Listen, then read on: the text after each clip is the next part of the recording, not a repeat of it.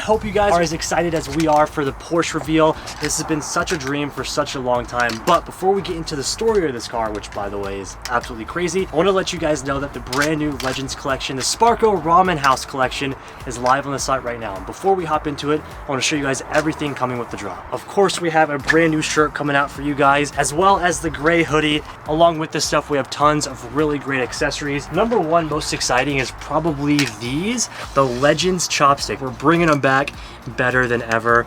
So dope, ready for you guys to eat all the ramen. Next up, some of you guys' favorite, we of course are bringing back the blankets. These are the softest blankets you guys will ever use, and they're very, very high quality as well. So we're bringing the blankets back, and of course, finishing out on sticker pack, air freshener, and we are going to be doing Sparko posters for all of you guys. Look at this. And not pictured, we actually have Sparko plushies. Definitely check those out. They are on the site and ready to go for you guys right now. It's going to be the first link down in the description box below. Check it out for us, but let's go ahead and hop into today's video.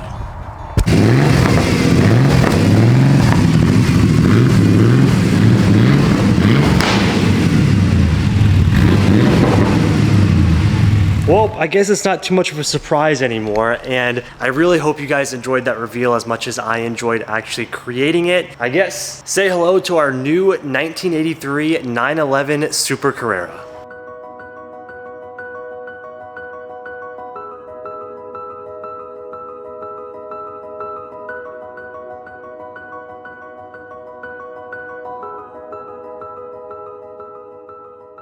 You guys know how much of a dream car the GT3 RS was for me, but before we get there, I kind of wanted to rewind and start at sort of the beginning, which is where this comes in. Now, before we talk about the car, I wanted to talk about the story of the car, how I even came to get this car, what made me want this car in the first place, and just give you guys a rundown of how cool the history behind this car is. We took a ride in Cole's RWB Porsche, and that just blew my mind. From there, I kind of became obsessed, I guess you could say, and it even brought me back to, I think it was almost like 6 years ago. I wanted to pull this up for you guys because I actually made a documentary from one of my friends and a doctor back where I'm from in Mississippi.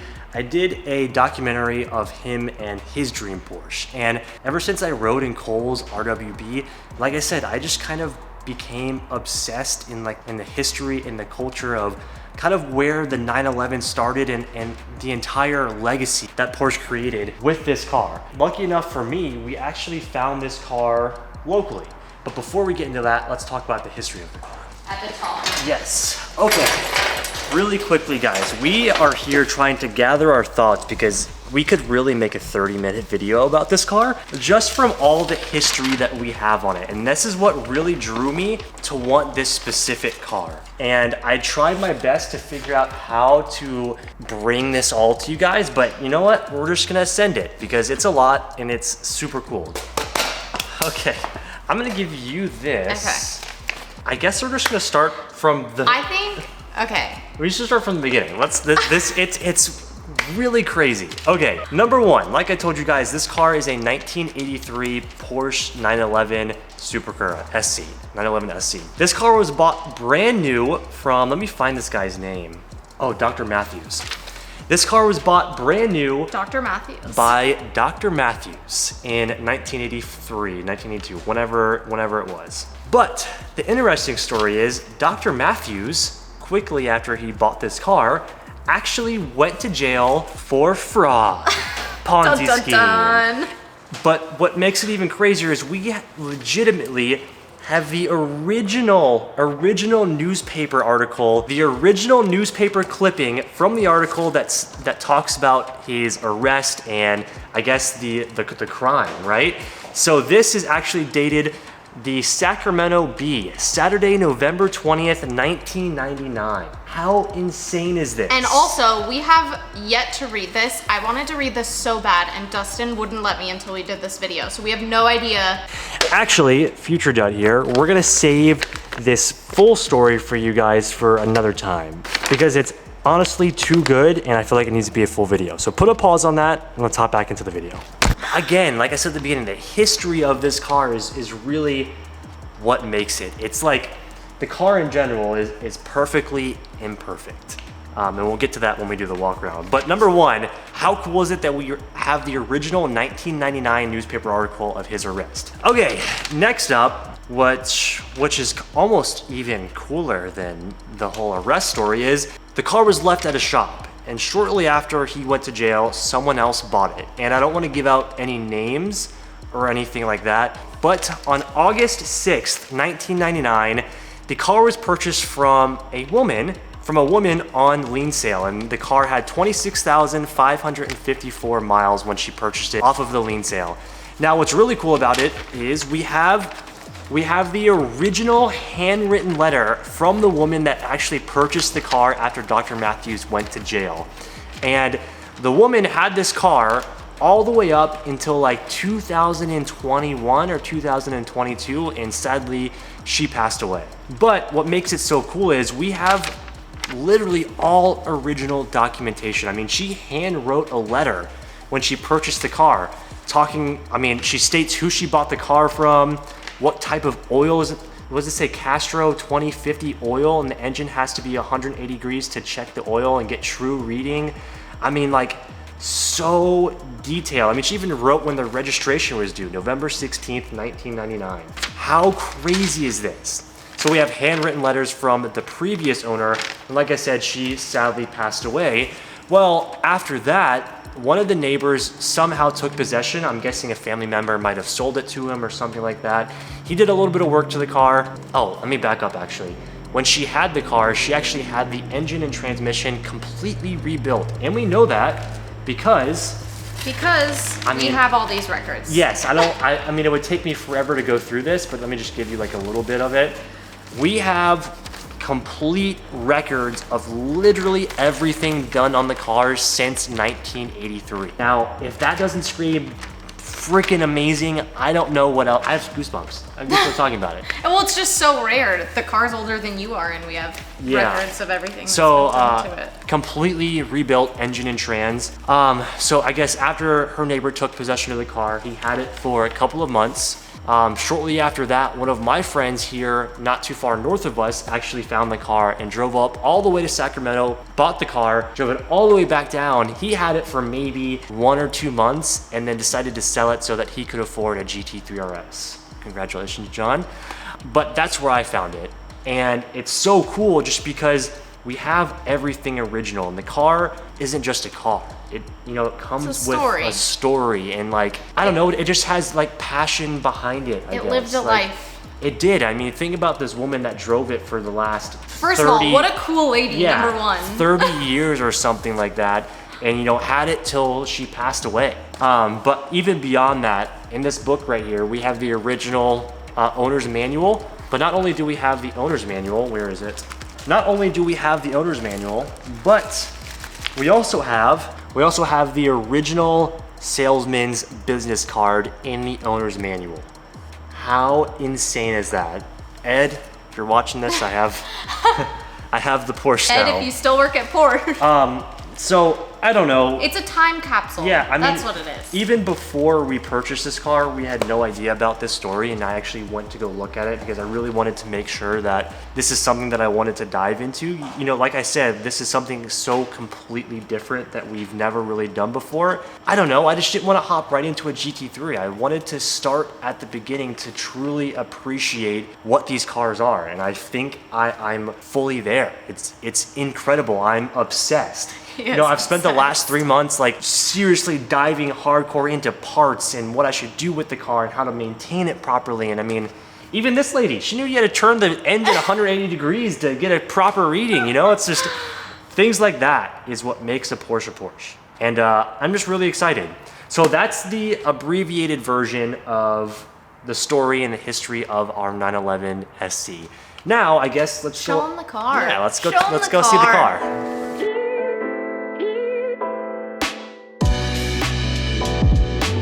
As you guys know, this is a true driver's car, and I'm staying true to that persona and that vibe of the car. So, like I told you guys a little bit ago, this car is perfectly imperfect. This car was driven, this car was beaten on, and that's what makes it so special. I mean, if you come to the front here, this car was left out in the sun for pretty much all of its life. It has natural patina, which is honestly one of my favorite parts. I love that it shows wear and it shows that, you know, it's been used, because that's what these cars are for. They're drivers' cars. And my goal with this car is to make sure that that sticks. I want this car to be driven. I want us to have fun with it. I want us to take it to car shows all over and just have a good time with it. So this is the light blue metallic, I think they call it. I really love the color, especially when I saw it. That's kind of what drew me to it. It's something that I've never had. It's something that I really liked. But, I mean, as you guys can see, you can see all down here. I mean, it's pretty beat. But again, that's really what makes it.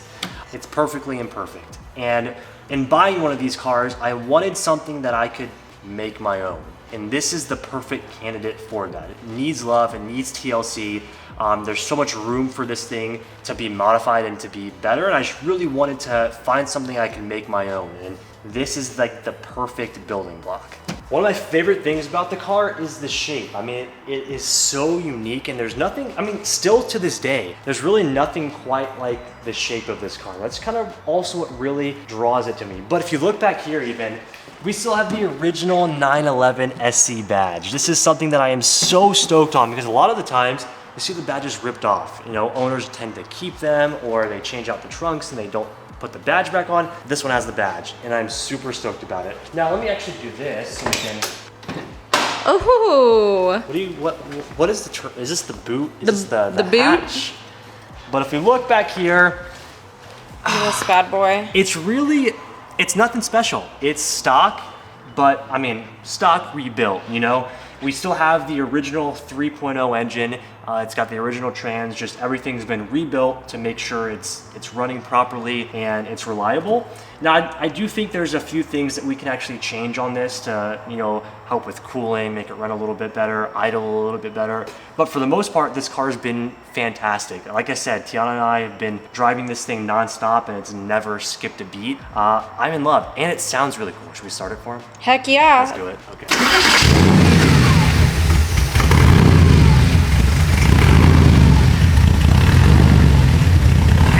So beefy, it's so good. And look at it, like look at the engine run. Like it's just clean. You get a little rev feedback.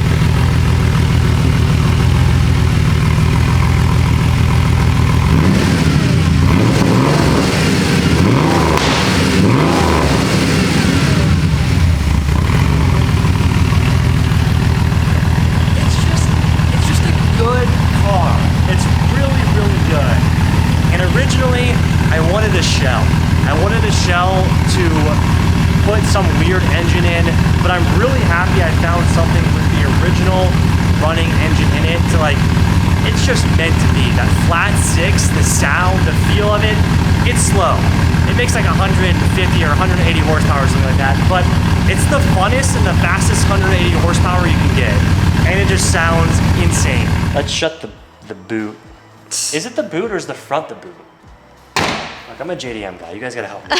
But, We're learning. I figured let's go ahead and show you guys also the frunk.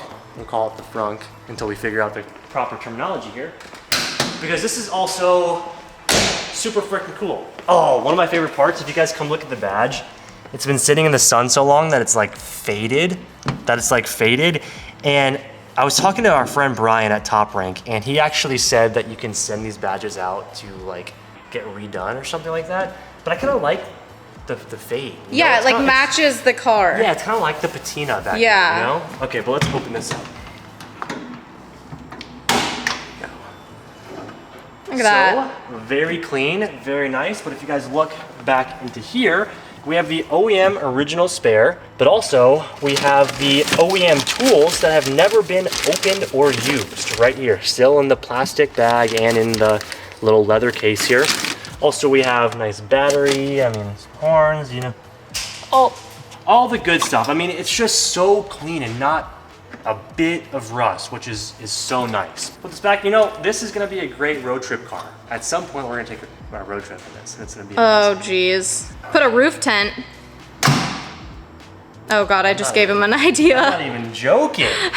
To be honest, we have never even put it on the lift, so I'm not sure what's underneath the car. Let's take a look at the wheels here. These are, in my opinion, some of the greatest wheels you can get for these old vintage Porsches. I mean, in just the look and the style of them that really complement the style of the car. These are the Speedline 3-piece wheels. Now these are originally, I think they're a really weird spec, and we do have some crazy spacers in here. So I do want to take these wheels off, get them rebuilt at some point to a proper spec for this car, make them fit a little bit better without having a gnarly spacer. So these will come off at some point and we'll get a new set on here just while these are getting built. But this is honestly one of my favorite parts about the car, and especially because you get the Porsche badge along with it. Okay, I think this is like probably one of our last pieces here, but another really big selling point of this car for me was the interior and how unbelievably clean it is, but also it's black. A lot of the time you find weird colors like cream or maroon or navy or, you know, anything like that. This is actually black. So let me take this. We have a complete interior and it is beautiful. I mean, the seats, like we have aftermarket seats, of course, like this isn't OEM, but these are actually very nice. We have full dash, all of our gauges work. We have an aftermarket radio, and this actually works along with the speakers and everything. Our AC is a little bit iffy, so we don't necessarily have the AC, but again, most of the time you're driving this car with the windows down, no AC anyways. I mean, it is a true cruiser, but all the door panels are intact. We have like these upgraded little door opener things right here. Also, the little secret pocket still works. I mean, it's all just really good, and one of my favorite parts about these cars is that they're so analog. And I mean, the only power thing that you have are windows. You don't have power steering, you don't have power brakes. I mean, it is just, it's the definition of raw. And that's something that I really love in cars. I mean, you guys know from all of my old school JDM cars, the reason why I love those is because they're true driver's cars. They're just raw feeling cars. And that's what I really love about this car right here. I mean, even if you guys look in the rear, granted we have all of our shooting stuff in here because we just got done filming, but I mean, the rear seats are in such amazing condition. These fold down to make like a little table back here. It is just, it's so cool. And the design of this car and what Porsche did, it's just incredible. And I mean, ultimately one of my favorite purchases I've ever made in my entire life.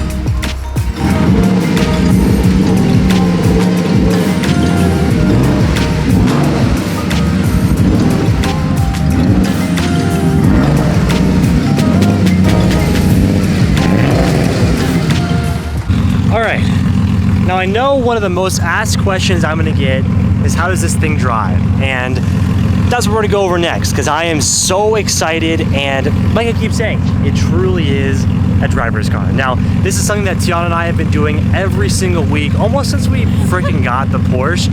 And we have a super good Italian spot that we have close by us. I don't know why we made it a date night out of it, but we take the Porsche always to our Italian spot. We figured this time we take you guys along as well. Let's go ahead, hop in for a drive and talk a little bit about how this thing feels. The noises and the smells. I know, it smells so good. It's like just vintage. A European summer in the 80s. That's literally what it smells like. It really does. It's so damn good. And in the reveal video at the beginning of this, I really wanted to like capture the aura of like that vintage classic style, and hope you guys liked it and kind of got that feel from it. Yeah, and like I want this entire build series to kind of feel like that. I mean, again, it's something completely different than I've ever done before, and I'm just so excited to hop into something completely new. Oh, Dustin's literally obsessed. Honestly, I kind of like to get the OEM engine stroked and like fully built at some point.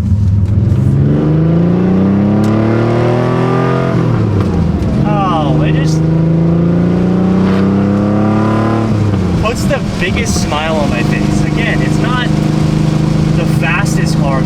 but it's the experience of driving this car. So everything feels solid and good. This car does not make a squeak, which blew my mind when I first drove it, because you expect, you know, a 40-year-old car to have its quirks, which of course this one does, like a nice squeaky clutch pedal, but other than that, the car is super solid. One thing that I'm not super stoked on though is the shifter. So if you guys know about these actually don't have a retaining spring, so it doesn't. Holy Jesus! It doesn't go back to the center whenever the car's in neutral. It just feels kind of like wonky. One thing that we do have on order is a full billet solid assembly shifter. That's going to make the driving experience of this really, really nice. But I mean, other than that, the windows are up. Tiana and I can have a normal conversation in here. Rear engine, the car's loud, but not too loud to where we can't just enjoy riding in the car, you know? So this is what I'm talking about. If you look at this, like, that's just floppy. The slowest freeway entrance. But the most fun. Well, the most fun and the best sounding, I think.